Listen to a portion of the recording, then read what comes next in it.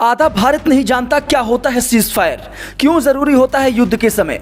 भारत पाकिस्तान के बीच युद्ध विराम की जानकारी देते हुए विदेश सचिव विक्रम मिस्री ने कहा कि वो शनिवार को दोनों देशों के डीजीएमओ के बीच बातचीत हुई थी। बैठक में फैसला लिया गया कि आज शाम 5 बजे से दोनों देशों के बीच सीज फायर लागू होगा और इसके बाद दोनों देश थल, जल और वायु से एक दूसरे पर हमला रोक देंगे। भारत और पाकिस्तान के बीच तनाव कम करने की दिशा में एक अहम कदम उठाते हुए दोनों देशों ने सीज फायर यानी युद्ध विराम पर सहमति जता दी है। इस बात की पुष्टि जो है अमेरिका के राष्ट्रपति डोनाल्ड ट्रंप ने की है। उन्होंने शनिवार को अपने social media platform truth social media पर इस फैसले की जानकारी को साझा किया है। ट्रंप ने बताया कि बीते 48 घंटों के दौरान उन्होंने और उपराष्ट्रपति जेडी वेंस ने भारत और पाकिस्तान के शीर्ष नेतृत्व से सीधे संवाद किया, जिसके बाद यह संघर्ष विराम समझौता संभव हो सका है।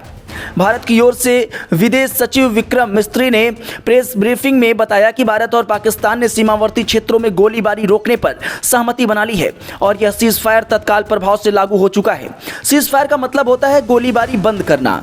ये एक अस्थायी या अस्थायी समझौता हो सकता है जिसमें दो या दो से अधिक पक्ष यह तय करते हैं कि वे अब एक दूसरे पर हमला नहीं करेंगे। अंतर्राष्ट्रीय स्तर पर सीज फायर को युद्ध विराम के नाम से भी जाना जाता है। यह आमतौर पर तब लागू होता है जब संघर्षरत पक्ष आपसी में बातचीत के जरिए समाधान निकालना चाहते हैं या फिर किसी तीसरे देश या संस्था की मध्यस्थता से तनाव को कम करना चाहते हैं। भारत और पाकिस्तान के बीच अक्सर एलओसी लाइन ऑफ कंट्रोल पर तनाव बना रहता है और जहां गोलीबारी और घुसपैठ की घटनाएं आम हैं।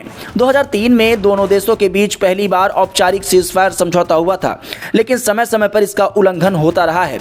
हालिया सीजफायर को इसलिए अहम माना जा रहा है क्योंकि इसमें अमेरिका जैसे वैश्विक ताकतवर देश की भूमिका स्पष्ट रूप से सामने आई है। यह समझौता न सिर्फ दोनों देशों के बीच शांति बहाली की उम्मीद जगाता है, बल्कि सीमावर्ती क्षेत्रों में रहने वाले लाखों नागरिकों को भी राहत की सांस देता है। अब देखना यह होगा कि यह युद्ध विराम कितना अस्थायी साबित होता है।